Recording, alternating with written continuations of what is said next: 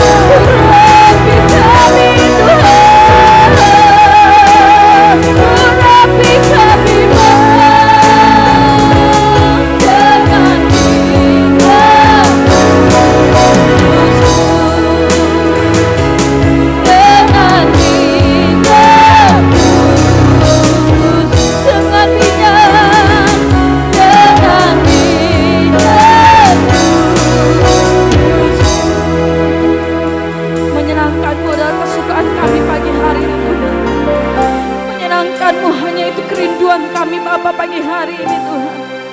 Karena kami tahu Tuhan ketika Engkau disukakan Tuhan, terjadi mujizat bagi setiap kami Bapa. Ketika Engkau disukakan Tuhan, terjadi kesembuhan bagi setiap kami. Ketika Engkau disukakan Tuhan, berkat-Mu melimpah bagi setiap kami Bapa. Ya Allah, ini bisa kata kala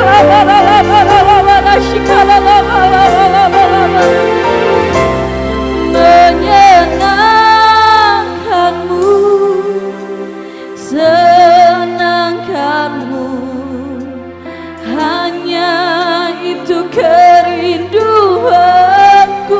Katakan menyenangkanmu, senangkan hatimu, hanya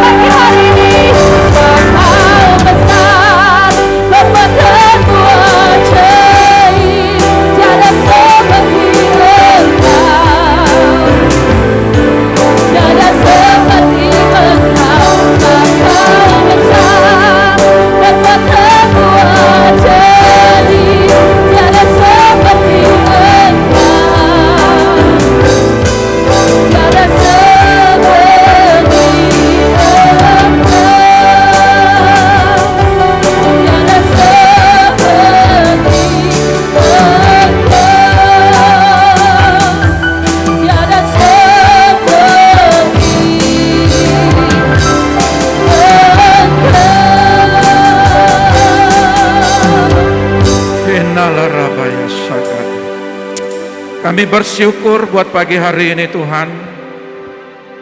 Mari Engkau memberkati kami semua, sidang jemaat-Mu, baik yang ada di tempat ini maupun yang ada di kota-kota lain. Mari Engkau memberkati sidang jemaat-Mu dimanapun mereka berada, dan mereka juga yang mendengar sarana media kami. Mari Engkau memberkati mereka. Biarlah pagi hari ini Tuhan, kami percaya ada berkat yang besar tersedia bagi kami, yaitu sebuah kebenaran firman. Dan kami Tuhan percaya, di balik firman ini, ketika kami meremakan dan melakukan, sesungguhnya buah daripada pohon kami akan berbuah dengan lebatnya. Kami percaya Tuhan, ketika kami ada di dalam-Mu dan Engkau ada di dalam kami, maka kami akan berbuah lebat. Di dalam nama Tuhan Yesus yang siap mendengarkan isi hatimu, katakan haleluya. Amin. Tuhan Yesus memberkati. Shalom. Terima kasih buat yang terlibat di dalam praise and worship pagi hari ini. Saya percaya bahwa pagi hari ini kita akan diberkati lewat kebenaran firman Tuhan.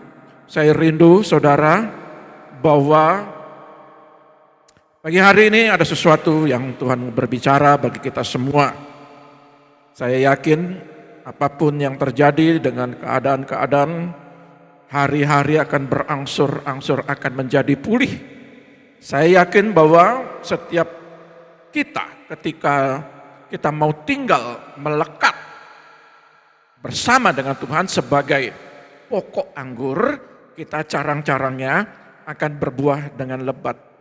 Saudara yang terkasih, saya ingin memberikan sebuah pemahaman pagi hari ini untuk kita sama-sama merenungkan dan kita melakukan. Kalau kita mengerjakan bagian kita, maka bagian Tuhan yang akan memberkati kita. Tema pagi hari ini yaitu waktu tuaian segera tiba. Waktu tuaian akan tiba. Nah, saudara yang terkasih dalam nama Tuhan, sehari ini, ketika hari-hari ini masih waktu hari siang, saya berharap firman Tuhan juga berkata, bekerjalah selagi hari masih siang. Artinya, sebelum Yesus datang kedua kali, kita masih punya waktu untuk mengerjakan setiap apa yang dipercayakan Tuhan kepada kita. Nah, saudara yang terkasih dalam nama Tuhan, saya ingin rindu menyeringkan firman Tuhan pagi hari ini. Kita ambil dari kitab Amos pasal 9. Ayat yang ke-13. Ini sangat menarik sekali. Amos 9. Ayat yang ke-13. Firman Tuhan berkata, sesungguhnya waktu akan datang, demikianlah firman Tuhan, bahwa pembajak akan tepat menyusul penuai, dan pengirik buah anggur, penabur benih, gunung-gunung akan meniriskan anggur baru, dan segala bukit akan kebanjiran. Kalau kita perhatikan di dalam ayat ini bahwa ayat ini berkata para pembajak menyusul para penuai. Artinya adalah ada tuntutan bagi penuai nantinya ketika Yesus datang kedua kali, ya memerintahkan malaikatnya untuk menuai, untuk melihat mana ladang-ladang yang menghasilkan, mana ladang-ladang yang tidak menghasilkan. Sekali lagi, para pembajak dituntut untuk bekerja. Setiap pribadi kita dituntut bekerja untuk menggemburkan tanah, para pembajak dituntut untuk menggemburkan tanah, menyingkirkan batu, mencabut rumput untuk menghasilkan sebuah ladang yang betul-betul ketika benihnya ditanam, betul-betul mendapatkan sari makanan. Sebab itu gereja Tuhan hari-hari ini, setiap pribadi kita akan dituntut masing-masing. Setiap pribadi kita adalah ladang. Kita ini adalah ladang. Ya. Dan kita pun juga dikatakan di dalam Amos pasal 9 ini, kalau boleh saya terjemahkan dalam pengertian saya adalah bagaimana kita ini sebagai pembajak-pembajak yang mengerjakan ladang itu hati kita. Ada sebuah level yang nantinya kita akan lihat bagaimana levelnya Ayub. Ya.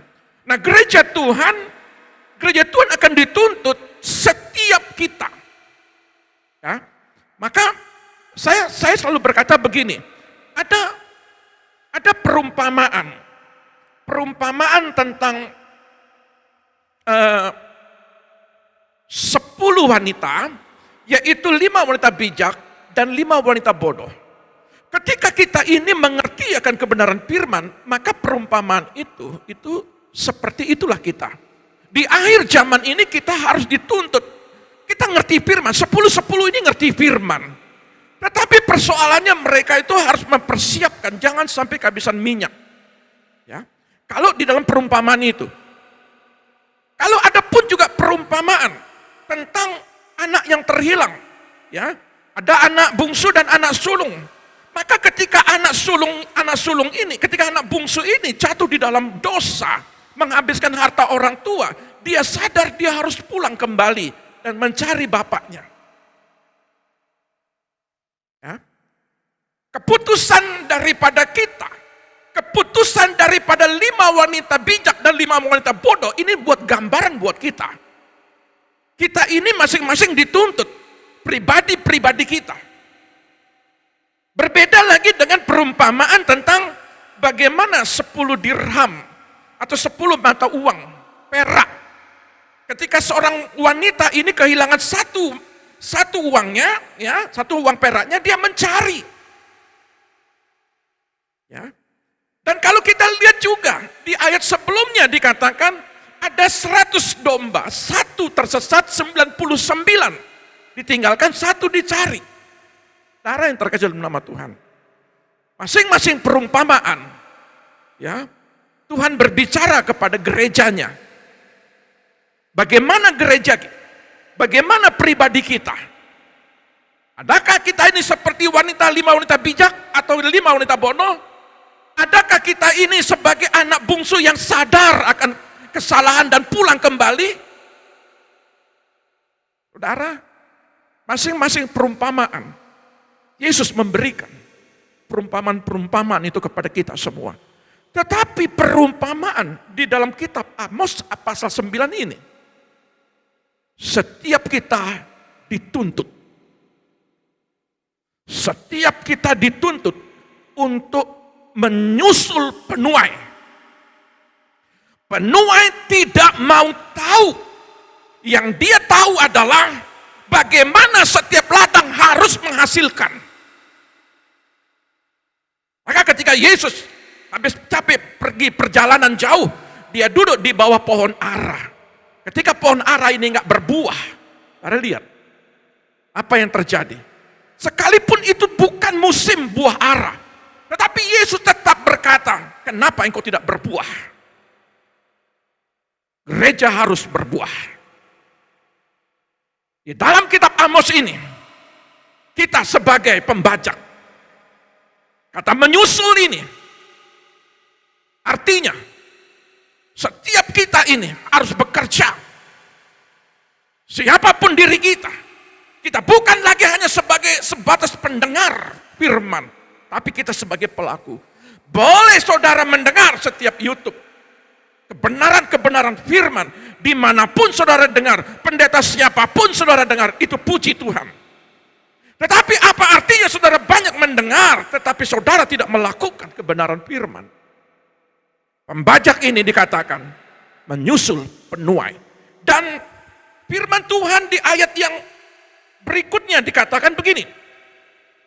Dan pengirik buah anggur, penabur benih, artinya pemeras anggur, pada saat dia bekerja, dia juga harus memperhitungkan untuk membuat benih-benih anggur yang baru kembali, supaya para penanam anggur ya punya persiapan. Artinya ada persiapan benih, bukan sekedar untuk dipetik dan diperas, tetapi ada persiapan. Kita dituntut untuk menciptakan, dituntut untuk memuridkan.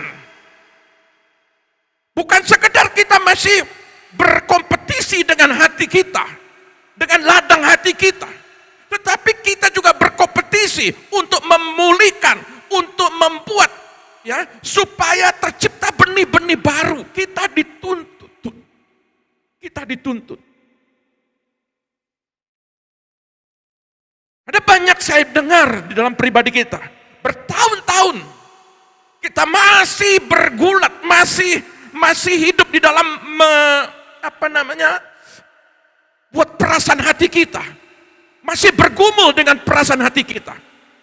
Alkitab mencatat para pemeras anggur menyusul para penabur, para penanam.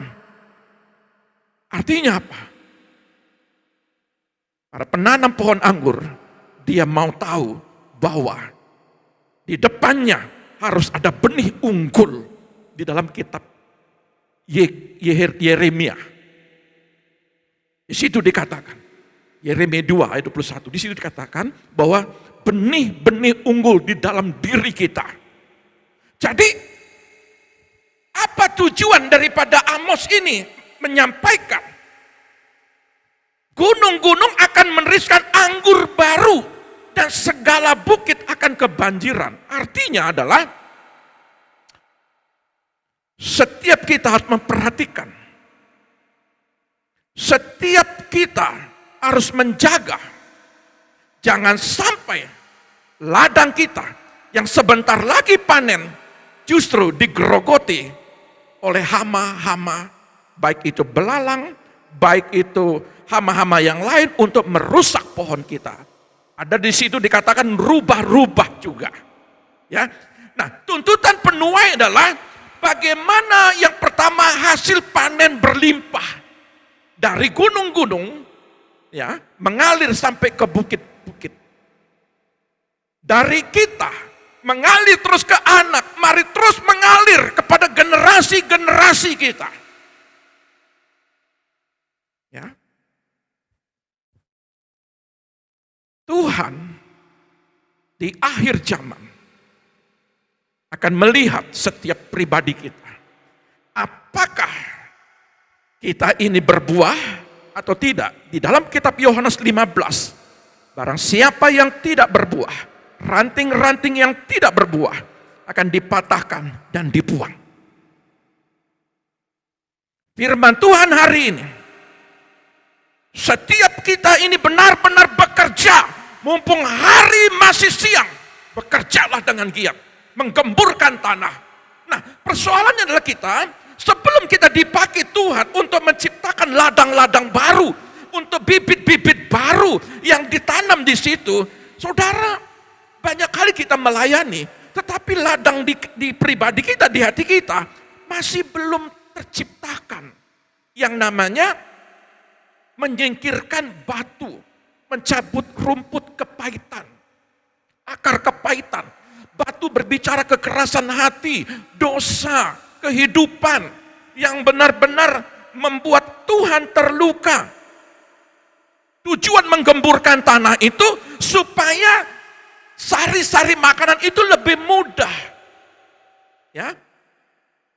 Pohon untuk mendapatkan makanan. Karena betapa pentingnya. Nah, maka dari itu setiap diri kita untuk yang paling pertama, ketika nanti waktu tuaian akan tiba, masih enggak kita mau dipulihkan? Masih enggak kita ini menyimpan akar kepahitan? Masih enggak dalam diri kita ini mau menang sendiri, maunya hidup di dalam kenyamanan dunia? Masih enggak? Karena Alkitab mencatat, penuai harus melihat tuaian yang sudah menguning. 1 Korintus 3 ayat 6.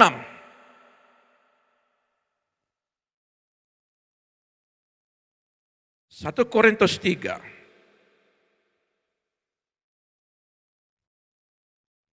ayat 6 sampai 9. Aku menanam, Apolos menyiram, tetapi Allah yang memberi pertumbuhan.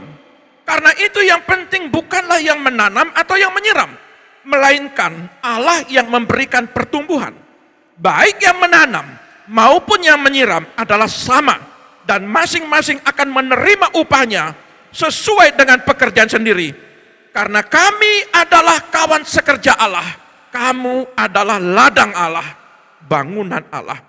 Setiap kita, mungkin kita dipakai untuk menanam, mungkin kita menaburkan benih firman, mungkin ada orang lain yang menyiram, mungkin ada orang lain yang menguatkan. Masing-masing dari diri kita punya fungsi yang berbeda, tetapi tujuannya sama, upahnya sama. Ya, mungkin hari-hari ini sudah beberapa tahun, mungkin berpuluh tahun, saya sudah membagikan kebenaran firman. Ya, ada orang yang membagikan firman, mungkin pada saat itu di keluarga saudara, di komunitas saudara, saudara sebagai penyiram, saudara sebagai menguatkan, menopang, mendorong, ya, memperhatikan. Masing-masing tugas kita di hadapan Tuhan kita punya upah. Tetapi persoalannya adalah ketika kita menanam, ketika ada hamba-hamba Allah menanam, seringkali yang terjadi adalah ketika Apolos itu menyiram, puji Tuhan dia menyiram dengan vitamin. Puji Tuhan dia menanam, dia menyiram dengan apa namanya? Dengan suplai makanan buat pohon untuk supaya cepat berbuah. Tetapi tidak sedikit juga kadang-kadang orang menyiram, ya. Bagaimana menyiram minyak tanah, akibatnya apa? Pohon itu menjadi mati. Saudara di posisi yang di mana? Kalau saudara menanam, mari beritakan firman dengan benar. Tetapi kalau saudara posisi saudara sebagai penyiram, artinya apa? Berikan kesejukan kepada setiap orang yang kau jumpai. Seringkali, mungkinkah kita berbicara lewat WA, mungkin kita berbicara ketemu secara pribadi, yang kita bicarakan adalah pribadi orang, sehingga seharusnya orang itu dikuatkan, dia menjadi lemah karena pemberitaan kita. Saudara, mengerikan. Tuhan mau ketika nanti pada saat penuaian terjadi, masing-masing kita itu bekerja sesuai dengan fungsinya. Tetapi saya mau beritakan kepada kita semua, kalau kita mau menjadi berkat bagi orang lain sudah banyak menabur, orang lain sudah banyak memulihkan supaya mereka hidup dalam pertobatan. Kita datang untuk melemahkan, saudara tanggung jawab. Masing-masing punya upah dikatakan di sini. Maka ketika para pembaca yang dikatakan kitab Amos ini, apa yang kau lakukan? Engkau bertanggung jawab. Penuai hanya melihat ladangnya. Apakah ladangnya kering, ladangnya betul-betul kena makan hama, sehingga pohon-pohonnya mati, tidak menghasilkan buah. Kita bertanggung jawab.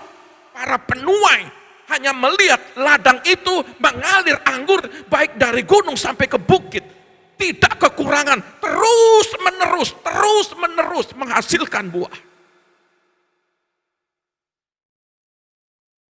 Berapa tahun saya membagi sebuah kebenaran firman, maka saya katakan kepada tadi, manakala perumpamaan 10 wanita ini, 5 bodoh 5 bijak, manakala perumpamaan dikatakan 1 tersesat, 99 tertinggal. Saudara itu adalah 10 wanita. 5 wanita bijak, 5 wanita bodoh. Jangan saudara itu merasa diri tersesat. Saya ini tersesat. Saya minta tolong supaya hamba Tuhan. Tinggalkan 99, cari saya, kuatkan saya. Berapa lama saudara minta dikuatkan terus? Saudara, Tuhan mau supaya dalam kitab Amos ini, saudara sebagai pembajak, bukan terus hanya dikuatkan, bertahun-tahun dikuatkan, bertahun-tahun minta pemulihan, bertahun-tahun minta pelepasan. Kategori Amos ini saudara pembajak. Saudara bukan orang yang tersesat, bukan orang yang terhilang. Kadang-kadang, mungkin di sini tidak, mungkin saya mendengar di tempat lain. Ketika satu pribadi merasa tersesat, yang disalahkan hamba Tuhannya, kenapa tidak tinggalkan yang lain? Perhatikan saya. Aduh, saudara sudah banyak makan firman. Bagaimana saudara mau dipercayakan sebuah ladang? Bagaimana saudara harus dipercayakan untuk menciptakan bibit baru, benih baru? Sedangkan pribadi saudara masih berkutat di situ. Gereja Tuhan. Hari ini saya mau berbicara begini. Saya ambil contoh Ayub. Ayub ini kalau dalam kitab Amos 9 ayat 13 dalam bahasa Indonesia sehari-hari, pohon anggur akan tumbuh sangat pesat sehingga orang akan terus-menerus membuat air anggur akan menetes dari gunung-gunung dan mengalir dari bukit ke bukit. Dari bukit ke bukit. Ayub ini orang yang dipulihkan. Ayub pasal 29. Saya mau kasih tahu supaya kita mengerti dan paham. Ayub ini bagaikan pohon anggur yang berbuah, tetapi dia berbuah dan dia ditanam di pot. Coba kita lihat Ayub pasal 29. Ada sebuah rahasia yang sangat memberkati kita. Ya. Ayub pasal 29. Firman Tuhan berkata demikian, ayat yang ke-18. Pikirku bersama-sama dengan sarangku, aku akan binasa dan memperbanyak hari-hariku seperti burung fenik. Saya coba dari terjemahan lainnya. Ya. Kalau dalam terjemahan lain dikatakan, harapanku ialah mencapai umur yang tinggi dan mati dengan tenang di rumahku sendiri. Itu pikir Ayub.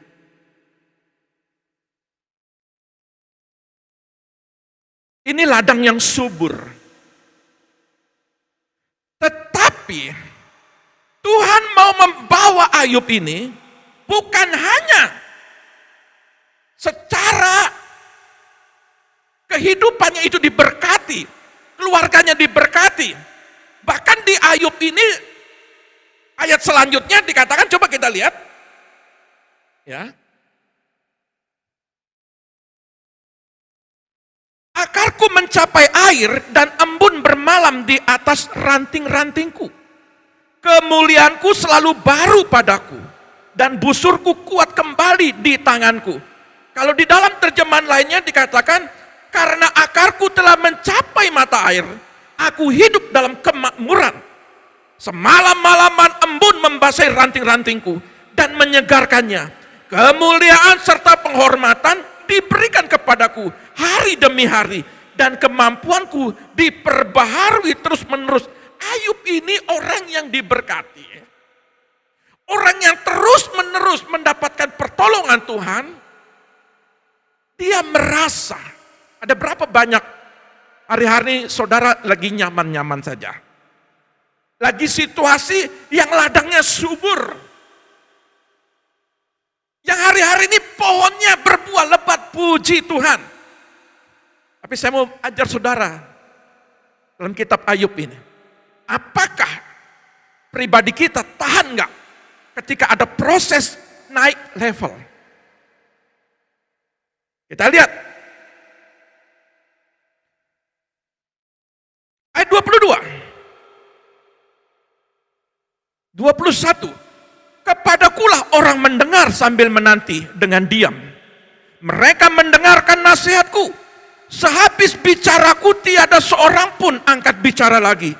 dan perkataanku menetes ke atas mereka. Orang yang menantikan aku seperti menantikan hujan dan menadahkan mulutnya seperti menadah hujan pada akhir musim.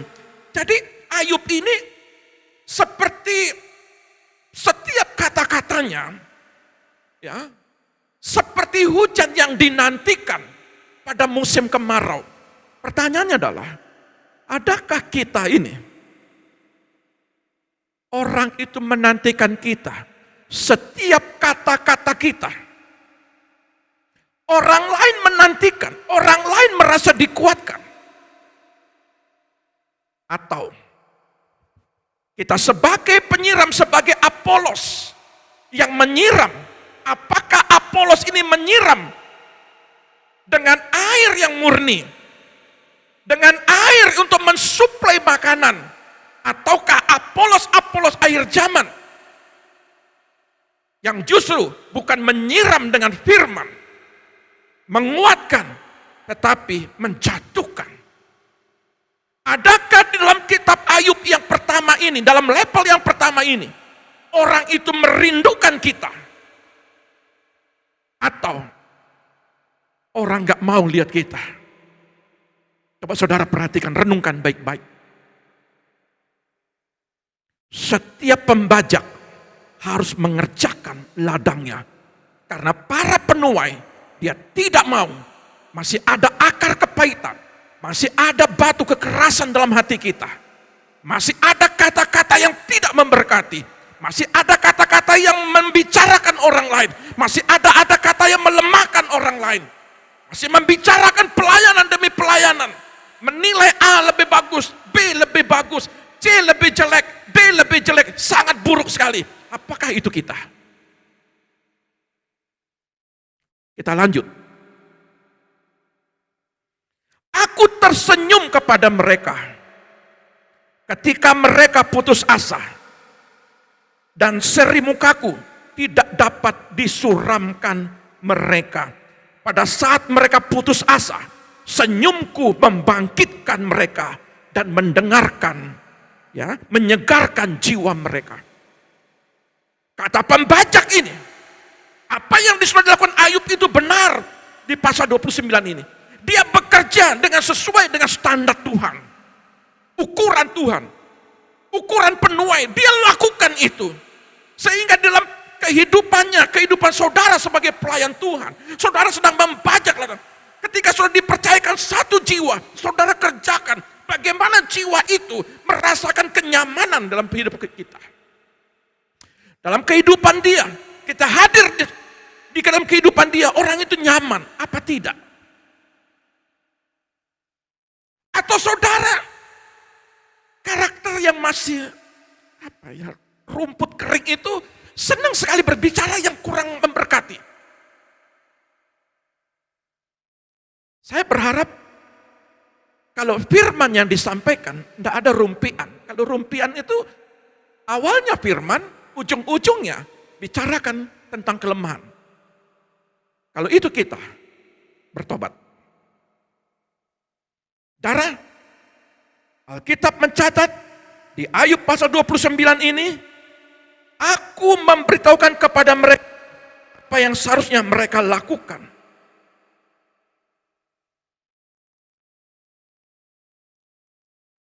Ayub ini, pohon anggur yang ada di pot, dia sudah berbuah. Tetapi apa yang terjadi? Di pasal 30, dia mengalami kesengsaraan. Dia diproses Tuhan. Kalau hari ini kita sudah melayani puji Tuhan, kita diberkati puji Tuhan, tetapi tiba-tiba ada proses untuk kita dinaikkan level kita. Sama seperti Ayub. Ayub ini justru dihina, dijatuhkan, ya, dicibirkan sama orang-orang yang lebih muda dari dia. Dia tahu siapa orang-orang ini. Dulu bapaknya menderita. Dulu orang tuanya bla bla bla. Kenapa Tuhan? Aku berseru kepadamu supaya engkau tolong aku. Kenapa engkau diam? Engkau biarkan orang-orang ini membicarakan aku. Orang-orang ini menjatuhkan aku. Mungkin dari diri kita. Kita sudah banyak melakukan apa yang Tuhan mau. Tetapi ketika kita masuk dalam sebuah proses yang tidak enak bagi kita. Saudara tahu, Ayub ini, Tuhan bicara, Ayub, engkau sudah berbuah. Tetapi engkau masih berbuah di dalam media pot. Aku mau sebagai penuai. Engkau kutanam di sebuah ladang yang besar. Supaya apa? Tumbuhnya semakin banyak. Supaya apa? Buahnya semakin banyak. Supaya apa? Supaya buah itu terus menerus dari gunung sampai ke bukit-bukit tidak pernah berhenti. Ayub ini diproses. Hari-hari ini. Pada akhir nanti. Yang Tuhan lihat adalah. Bukan saja sekedar berbuah. Bukan hanya sekedar Tuhan yang penting saya berdoa. Yang penting saya baca firman. Tidak apa-apa Tuhan. Saya di rumah saja Tuhan. Yang penting Tuhan saya baca firman. Saya tidak mau Tuhan mencari Engkau di mana. Ya, saya tidak mau Tuhan berkomunitas, saya tidak mau melayani Tuhan, saya tidak mau, yang penting saya berubah, yang penting saya bertobat. Itu engkau Ayub, engkau pohon anggur yang ada di pot. Tidak cukup menyuplai buah anggur dari gunung sampai ke bukit. Kalau hanya sebatas itu pengertianmu. Tetapi kalau Ayub hari ini diproses Tuhan, ada rencana yang besar. Kalau hari-hari engkau diproses Tuhan, Tuhan punya rencana yang besar. Engkau menjadi berkat bagi orang lain. Saudara, harapan Tuhan, Ayub ini digemburkan lagi. Dia sudah digemburkan, dia sudah menghasilkan. Tuhan masih gemburkan lagi. Ada pembajak yang mesti kerjakan lagi. Dia harus bekerja lebih keras lagi. Akhir zaman ini, Tuhan tuntut kita untuk bekerja lebih keras lagi. Memang sakit, memang butuh waktu, memang tenaga kita, memang masa COVID-19 ini membuat kita was-was, membuat kita takut. Tetapi Tuhan kasih ladang. Karena di tengah-tengah ladang ini ada hama-hama, penyakit. Tetapi bagaimana tetap saudara harus tetap bekerja mengerjakan ladang. Kalau para pembajak hanya melihat hama, dia tidak akan pernah mengerjakan ladang. Kalau kita hanya melihat COVID ini, maka kita tidak akan pernah melayani karena kita mengalami banyak ketakutan. Tetapi Alkitab mencatat kitab Amos, hai para pembajak, engkau harus menyusul para penuai. Artinya apa? Apa yang maunya penuai, apa yang maunya Tuhan, kita ikut standar Tuhan, bukan ikut standar wabah penyakit ini. Saudara, ini penting buat kita. Setiap ladang pasti ada hama tikus, hama belalang, hama wereng. Tetapi para petani, kalau dia membajak, dia nggak lihat penyakitnya. Yang dia lihat adalah panennya. Bagaimana mensiasati. Tetapi bukan berarti karena ada banyak hama. Lalu para petaninya, para pembajaknya, sudah nggak usah bajak-bajak karena banyak hama. Sudah nggak usah melayani karena ada penyakit COVID. Saudara, Tuhan tetap menuntut. Hai para pembajak, susulah para penuai. Kita harus ikut apa yang maunya penuai. Saudara lihat, di dalam kitab Yohanes 15 ayat 8.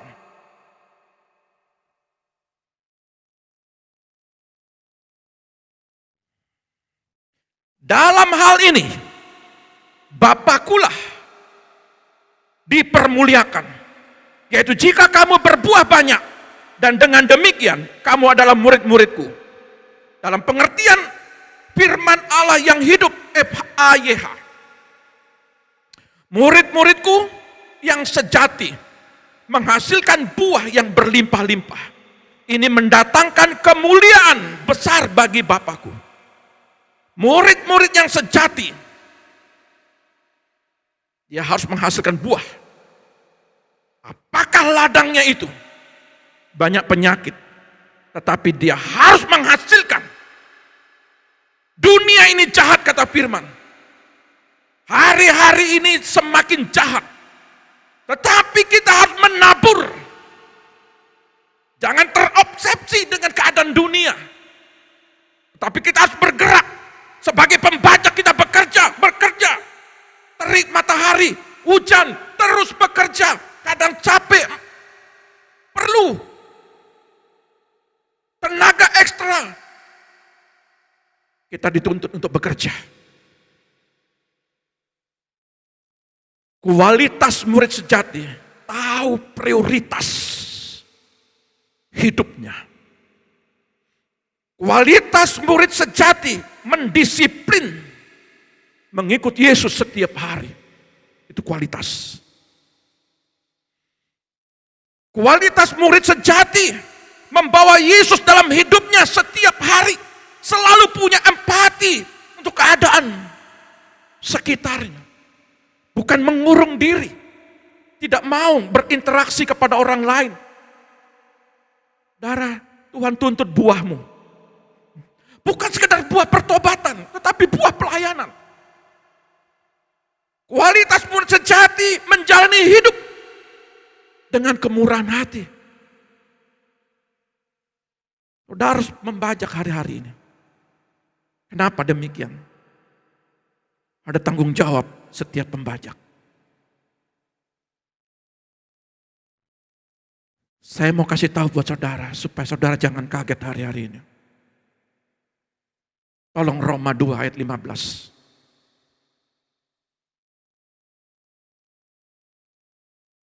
Roma 2.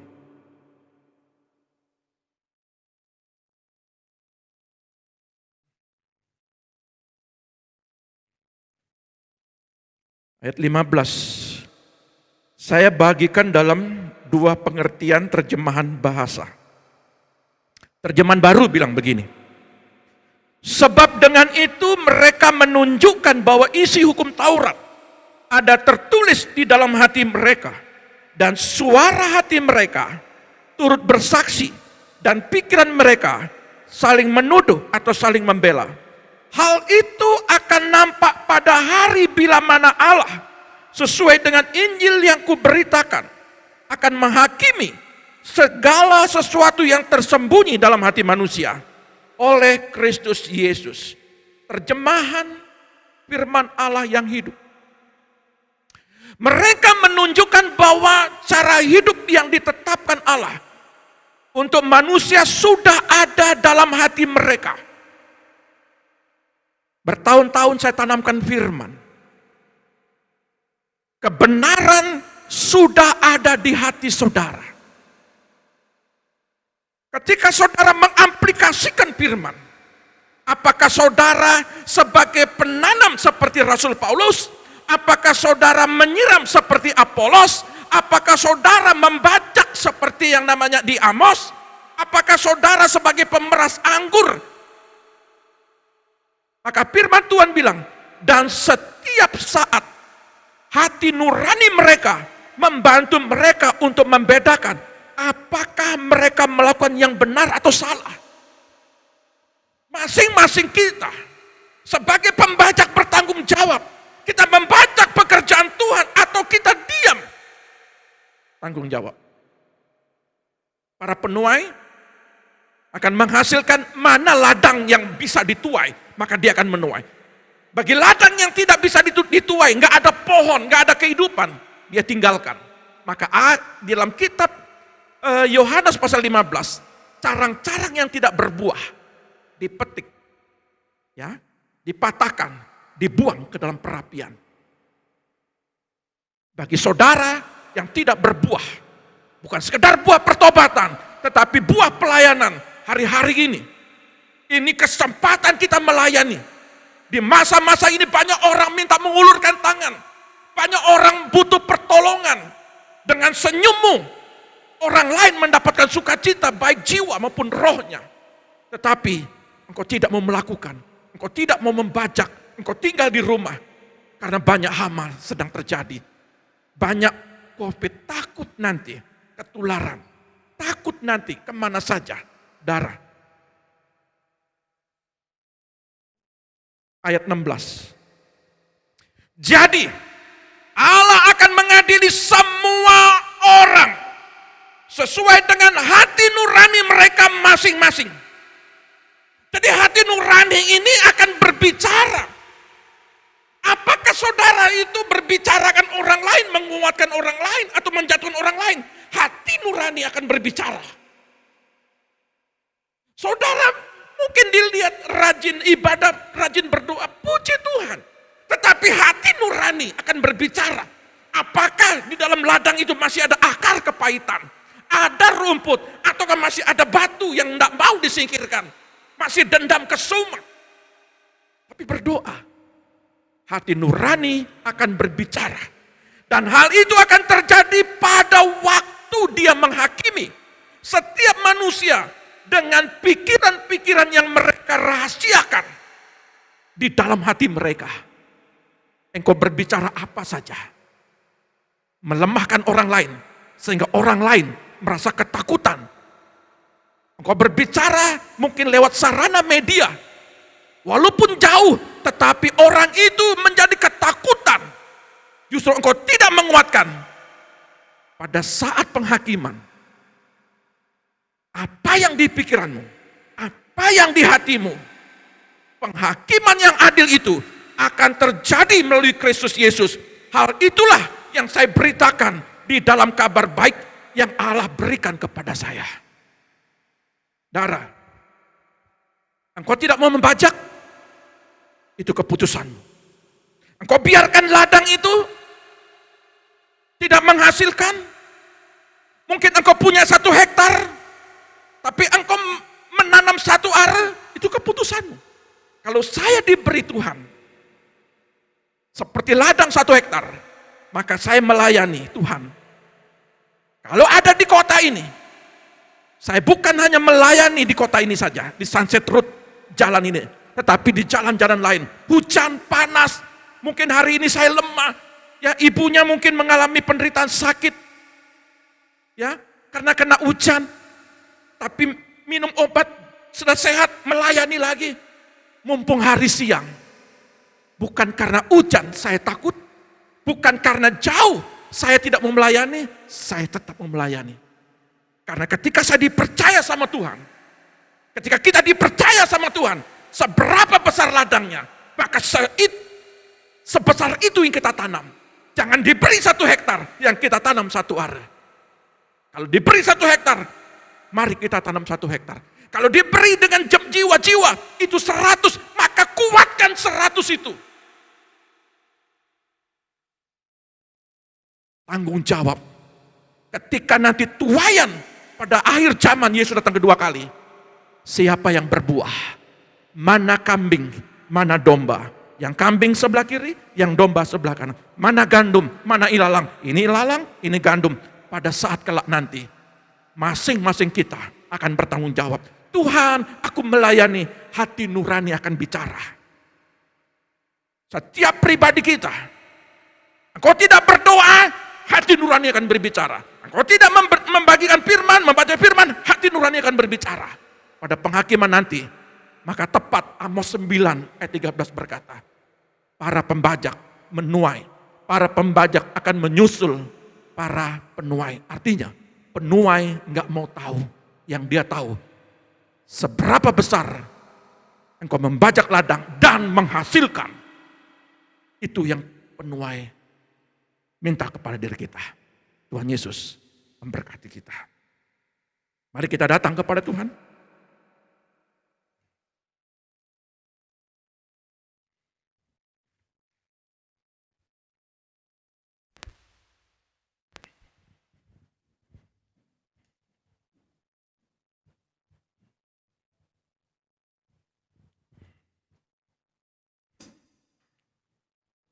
Biarlah Tuhan, kami ini adalah ladang Atau kami ini adalah bejana Tuhan yang mau dibentuk kembali. Ayub merasa diri sudah diberkati dan kuat. Tetapi Tuhan mau Ayub itu berbuah lebih lebat lagi. Kalau kita diproses hari-hari ini, Tuhan mau kita berbuah lebih lebat lagi. Mari urapi kami dengan kuasa Roh-Mu ya Tuhan. Bagaikan bejana siap dibentuk, demikian hidupku di tangan-Mu dengan urapan kuasa Roh-Mu, ku dibaharui selalu. Jadikan ku Allah dalam rumah-Mu, inilah hidupku di tangan-Mu, bentuklah seluruh kehendak-Mu, pakailah sesuai rencana-Mu.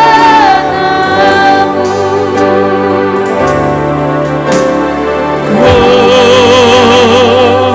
mau seperti-Mu Yesus,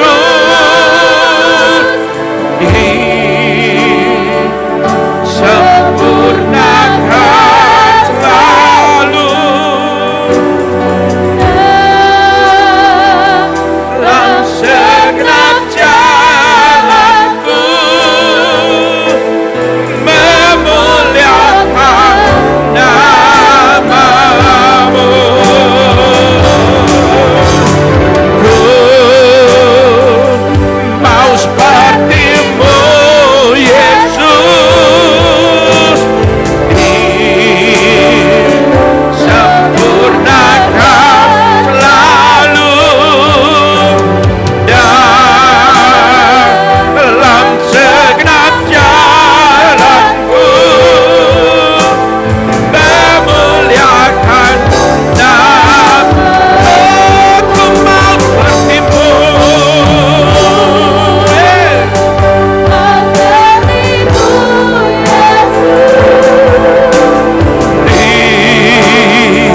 sempurnakan selalu dalam segenap jalanku,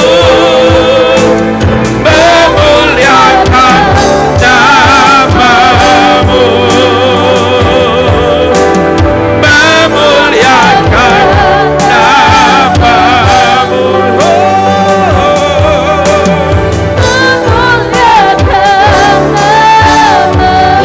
Kinala rabaya sakatakan, kinala rabaya sakatakan.